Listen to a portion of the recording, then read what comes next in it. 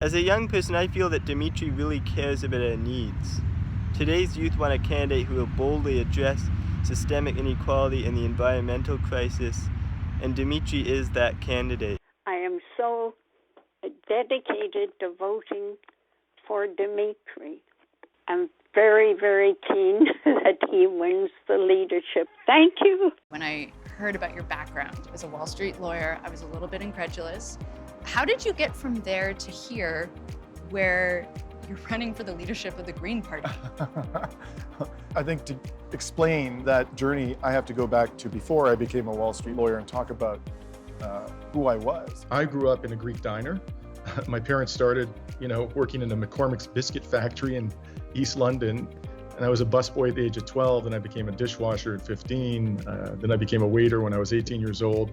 Started doing some work as a janitor, put together enough money to pay my own way through university because my parents couldn't pay all of that.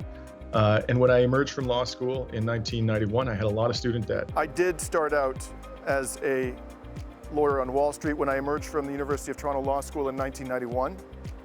I didn't do that out of any burning desire to represent corporations. I did it because it was the most lucrative employment I could find. At the first opportunity, I decided to switch sides. And I came back to Canada 4 years after practicing in New York City, and I was afforded the opportunity to start a class actions practice at a firm called Siskins. I also did a great deal of independent journalism for an organization called the Real News Network. This is Dimitri Lascaris reporting for the Real News from the Greek island of Lesbos in the northern Aegean Sea. During the past several years, Lesbos, which lies about 6 kilometers off of the eastern coast of Turkey, has been on the front line of an unprecedented refugee crisis in the Mediterranean. This system, which is responsible for so much suffering in this world, is feeding to us a false image of who we are. It wants us to believe that we are rational maximizers of our own self-interest, that we prefer our own aggrandizement to the collective good, that we are intensely and inherently competitive. I think there's no doubt that you are different and you're presenting a platform and you're presenting a future for the Green Party that is different. Even if you look at this purely from an investment perspective, without taking into regard the impacts environmentally, there is no logic behind this purchase, purely from a business case. And that's exactly why Kinder Morgan wanted to get rid of it. So people understand it's not just that it's destructive of the environment, but it is a huge sinkhole for public money that we need for other important investments in our people. Why do we have homelessness? Is this an inevitable feature of our economic system? Why do we allow that to exist? Why do we allow children to live in poverty? Why?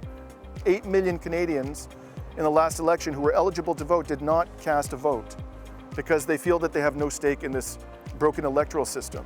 I think we're at a moment where we're challenging a lot of the things that currently exist around us because we didn't make the choice. No. We have to articulate a vision that we're all moving together towards a better future. Why should I support you? How are you going to get us there? All I can promise you is that I won't betray you. I think you can trust me to do my best. I think you can trust me to be principled, but I can't do this alone. No way.